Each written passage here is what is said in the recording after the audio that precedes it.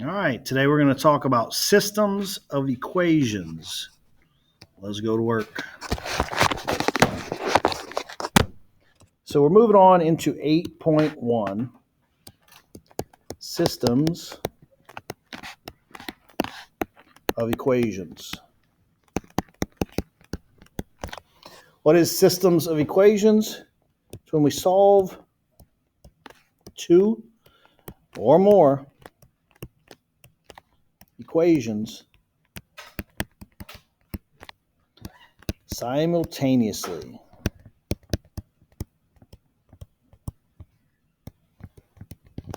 Or at the same time. Wow, that's really wordy.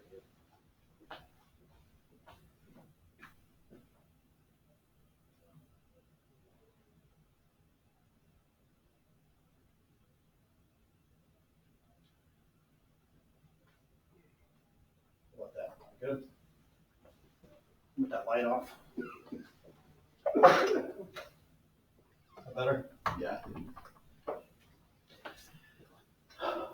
All right, so systems of equations. Now, we're in college algebra, so a lot of times we're going to end up doing the or more equations.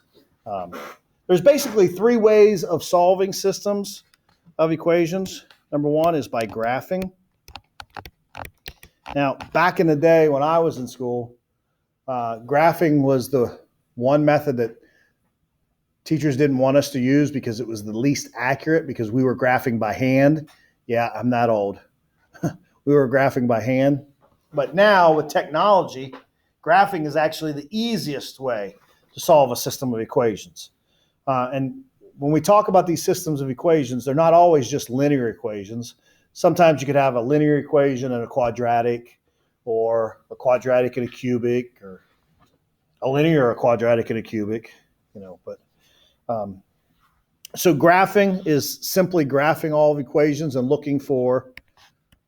So for graphing, we would graph and look for what? Anybody? Yeah, for a point of intersection. For a point of intersection.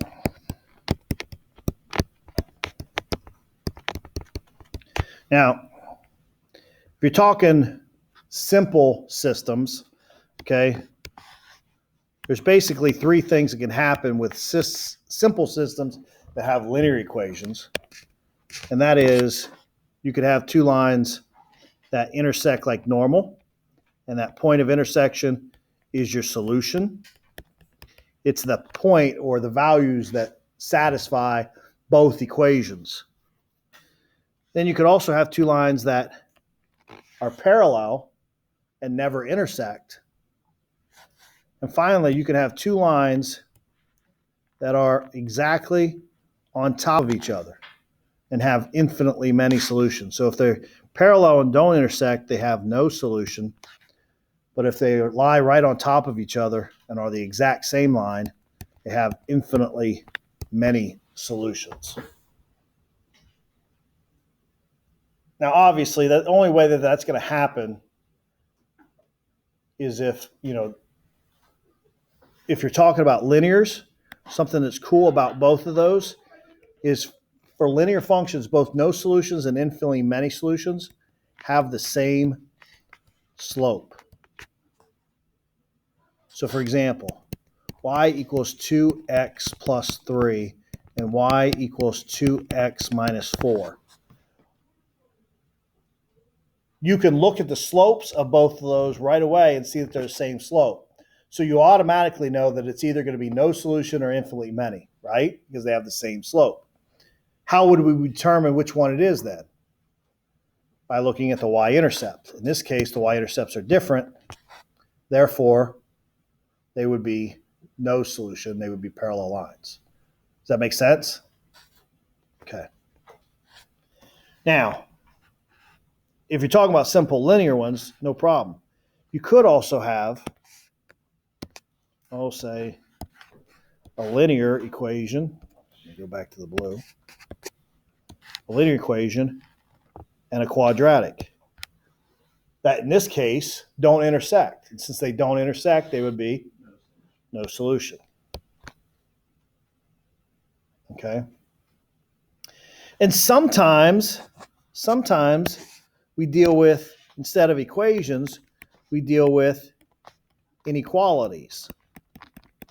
You may remember dealing with inequalities in that your line would either be solid or dotted.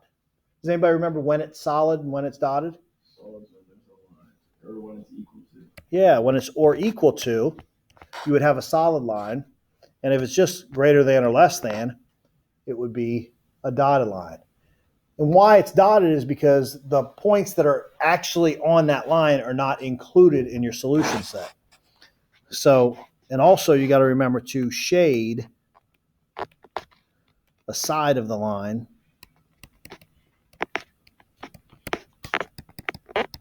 with inequalities. You got to shade a side, either shade above or below. Now, technically,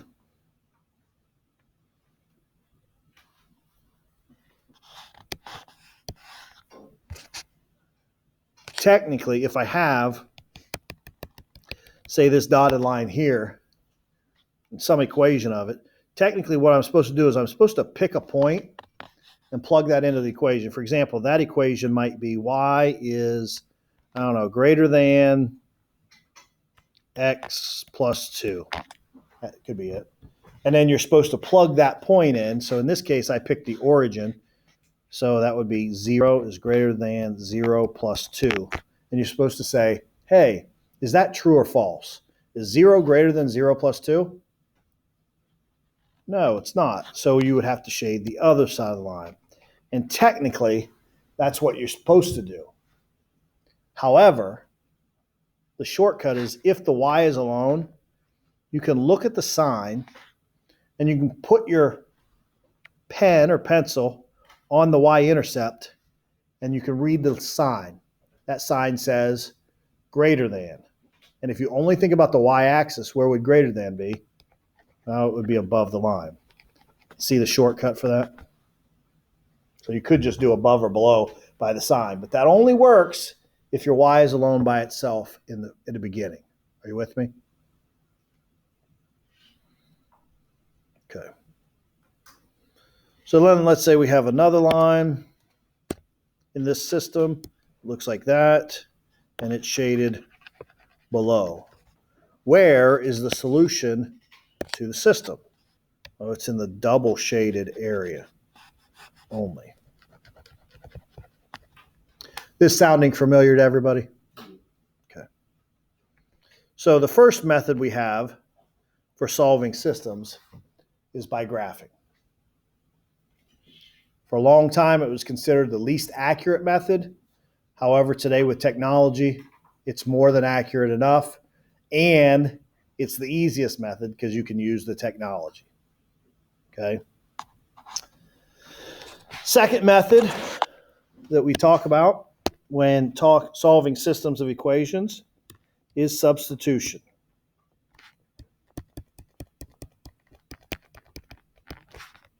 And it's called the substitution method because we substitute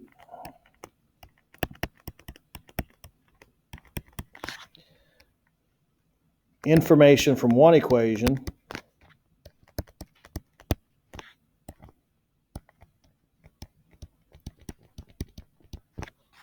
into the other.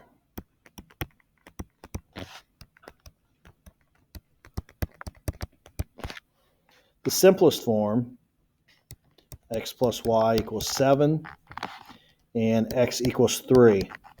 That is the simplest form of systems of equations that we would use substitution for, to where we would take this 3 and substitute it in for that x, to where we got 3 plus y equals 7. Subtract 3 from both sides, y equals 4. Then once we get the 4, we take the 4. Well, we're done. We have the order pair 3, 4 as the solution to this system. Now that's an easy one. What if we have something a little bit more difficult like this? 2x plus 3y equals 12, and y equals x plus 1. Well, it's still set up for substitution. Here we just substitute this value in for that y. So I end up with 2x plus 3 times x plus 1 equals 12. Now we would distribute 2x equals 3, plus 3x plus 3 equals 12. 5x plus 3 equals 12. Subtract 3 from both sides. 5x equals 9. Divide by 5. X equals 9/5. And then we can take that x and plug it back into one of the original equations to find our y. We're remembering substitution. Yes? The final method is called the elimination method.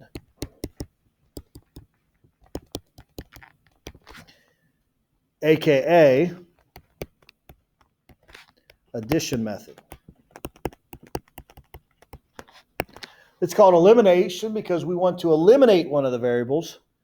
It's called the addition method because we take the two equations and we add them together to make something eliminate. For example, say we have 3x plus 2y equals 7 and 2x minus 2y equals 3. This particular system is set up beautifully for the elimination method in that we take the two equations and we add them together. And when we do, 3x plus 2x is 5x. 2y minus 2y cancels. So that variable is eliminated. And then 7 plus 3 is 10. Continue to simplify. X equals 2. Then, of course, we can take that 2, put it back into one of the original equations. I'll take the top one. 3 times 2 plus 2y equals 7. 6 plus 2y equals 7. 2y equals 1. Y equals 1/2. And now I have my solution, which is 2 1/2. Now, there's all kind of variations, and you've had teachers in the past that have said, hey, I don't care what it looks like, use the substitution method. I don't care what it looks like, use the elimination method. But the reality is this. When you have a system of equations, you're going to look at it and see which of those three methods is going to be the easiest one for you to do. Now, in full disclosure, at this point, with this technology that we have available to us, the easiest method for all of them is going to be by graphing. Let's not make any bones about it. When you're doing some of these problems in your homework, obviously you're going to want to use a graphing calculator, graph both the equations, because a lot of the equations are going to be more difficult than these ones that I used here as examples. Okay. Plus, it takes a lot longer to do all the math work behind it than it does to just type it into the calculator for graphing. Can I get an amen? Okay. So now we're talking about these methods, and these are the ways that we solve systems of equations. And we're used to dealing with systems of equations with two variables. But I want you to understand there's also a third. Try to think three-dimensionally here. Okay, try to think three-dimensionally here. Okay, we still have our x-axis. We have our y-axis. And it's hard to deal with this three-dimensional and to do drawings of three-dimensional figures on a two-dimensional drawing. Okay, but this third axis is called the z-axis. Okay, and you're going to deal with some systems within your work that are going to have three variables. Okay, an x, a y, and a z. What I want you to realize is that the x and the y is the normal that you're used to, but the z, you got to think about it going from away from you to you. You know, like you got up and down, left and right, and then front to back. Okay, so you got to think about it. So, and then with ordered pairs, it becomes x y, z when dealing with three variables. So you might have 2, 1, 3. So you would still start at the origin, go to 2, 1, 2, then up 3, 1, 2, 3, and I'm sorry. Go 2, and then up 1, and then forward 3. 1, 2, 3. And there it is. Now, can you see that three-dimensionally? It's kind of hard to see three-dimensionally on a two-dimensional scale. It would be a lot easier if we had a 3D model to show you where it would be. Yes? And that's why we don't do a lot of drawings. And obviously, you're not going to solve any systems with three variables by graphing because we don't have the technology to do that available to us right now, right here. So when you have them with three variables, you'll need to use the substitution and elimination methods. Okay.